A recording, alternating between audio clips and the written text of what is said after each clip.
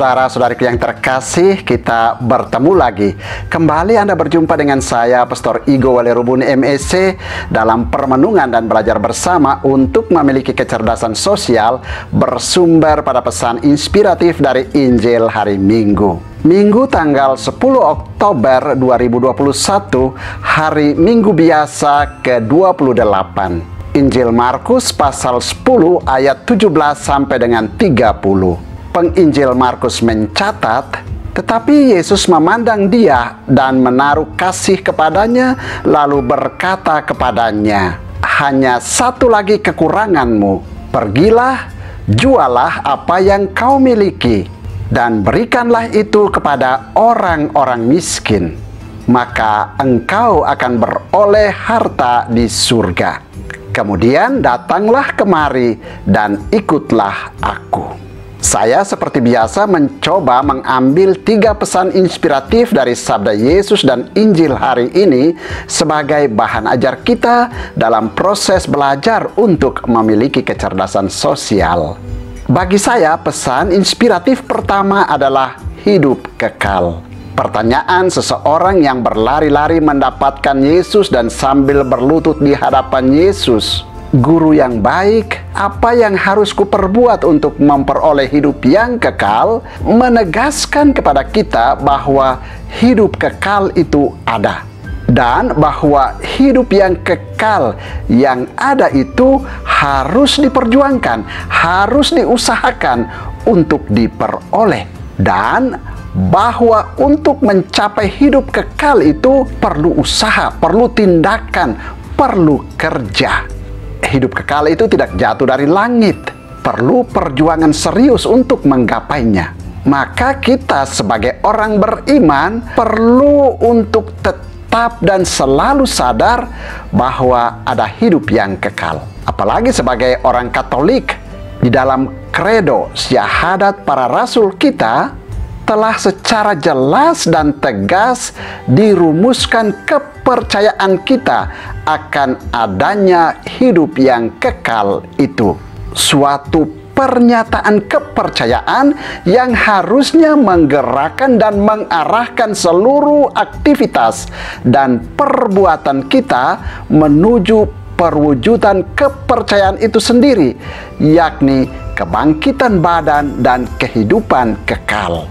Bahwa setelah hidup yang fana di dunia ini akan ada kebangkitan badan dan kehidupan kekal. Ini iman kita, ini kepercayaan kita, dan ini juga yang harus kita perjuangkan, kita usahakan untuk memperolehnya. Maka perbuatan dan tindakan yang kita lakukan diarahkan ataupun difokuskan untuk memperoleh hidup yang kekal itu. Tetaplah sadar bahwa hidup di dunia ini sifatnya sementara, tidak abadi. Namun ada hidup yang abadi, ada hidup yang kekal setelah hidup di dunia ini. Ini penegasan di dalam kredo kita. Maka untuk memperoleh hidup yang abadi itu perlu dari sekarang dipersiapkan dan diperjuangkan. Sering kita sebagai orang beriman hilang fokus dan orientasi tentang hidup yang kekal itu dalam kehidupan dan aktivitas kita, sehingga kita mudah jatuh dalam perbuatan ataupun tindakan-tindakan yang berlawanan dengan upaya memperoleh hidup yang kekal itu. Maka mari belajar untuk tetap sadar dan percaya sungguh bahwa arah ataupun tujuan hidup kita adalah hidup yang kekal, yang harus kita perjuangkan, yang harus kita persiapkan mulai dari sekarang. Pesan inspiratif kedua adalah harta. Sabda Yesus hari ini membedakan dengan jelas dan tegas bahwa ada harta duniawi dan ada harta di surga. Kepada orang itu Yesus berkata, "Pergilah, jualah apa yang kau miliki dan berikanlah itu kepada orang-orang miskin, maka engkau akan beroleh harta di surga." Saya menangkap bahwa sepertinya Yesus memberi nasihat kepada orang itu untuk tidak melekat kepada harta duniawinya yang sifatnya fana atau tidak baka. bahwa kelekatan pada harta duniawi malah akan membinasakan diri ataupun dapat membawa kehancuran pada hidup. Kalau yang diandalkan dan dijadikan jaminan hidup adalah harta duniawi, maka hidup akan menjadi sia-sia. Memang kita membutuhkan harta, kita membutuhkan uang, tetapi harta dan uang bukanlah segalanya. Yang harus menjadi segalanya adalah harta di surga.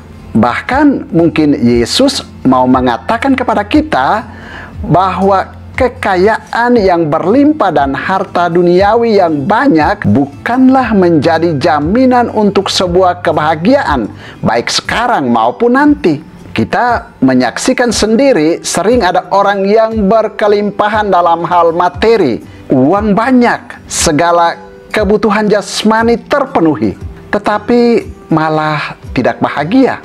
Bagi saya sepertinya tersirat di dalam sabda Yesus kepada orang itu untuk menjual dan memberikan hartanya itu kepada orang miskin adalah sebuah ajakan ataupun nasihat agar orang tersebut fokus dengan segala keberadaannya untuk hanya mengandalkan dan bersandar pada kuasa Tuhan saja. Saya teringat akan kata-kata ini, di mana ada hartamu, di situ ada hatimu.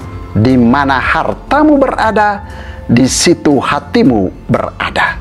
Mungkin karena itu Yesus mau mengatakan bahwa kalau kamu masih memiliki banyak harta, akan susahlah bagimu untuk fokus dan untuk berserah pada Tuhan secara total. Hatimu mungkin akan mendua, pikiran akan terbagi, tidak bisa konsentrasi penuh untuk mencari dan mengikuti kehendak Tuhan. Karena itu sebenarnya perlu proses pengosongan diri, perlu proses pemiskinan diri, perlu proses berfokus pada harta surgawi saja.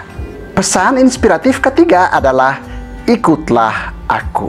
Saya juga tertarik dengan ungkapan Yesus kepada orang itu bahwa setelah dia menjual dan membagi-bagikan hartanya kepada orang miskin, maka datanglah kemari dan ikutlah aku. Bagi saya, Yesus mau mengatakan kepada orang itu dan kepada kita bahwa kalau sudah selesai dengan tahap pengosongan diri, sudah selesai dengan tahap pemiskinan diri, maka tahap selanjutnya adalah berjalanlah di belakangku dan ikutilah langkahku, belajarlah padaku. Artinya, tahap mengikuti Yesus itu didahului dengan tahap pembenahan diri, tahap pengosongan diri, tahap melepaskan kelekatan-kelekatan, supaya ketika kita berjalan mengikutinya, akan melangkah dengan totalitas keberadaan kita.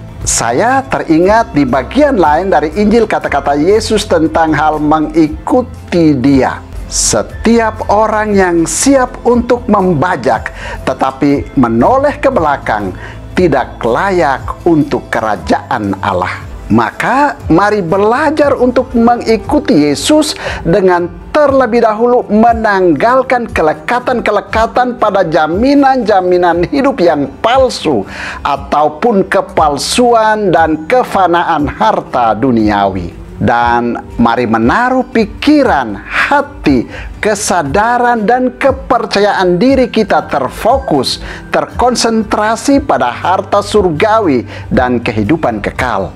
Santo Paulus mengatakan, pikirkanlah perkara yang di atas, bukan yang di bumi. Carilah perkara yang di atas, di mana Yesus ada, duduk di sebelah kanan Allah. Karena itu, carilah dahulu perkara yang di atas, maka segalanya akan ditambahkan kepadamu. Tuhan memberkati.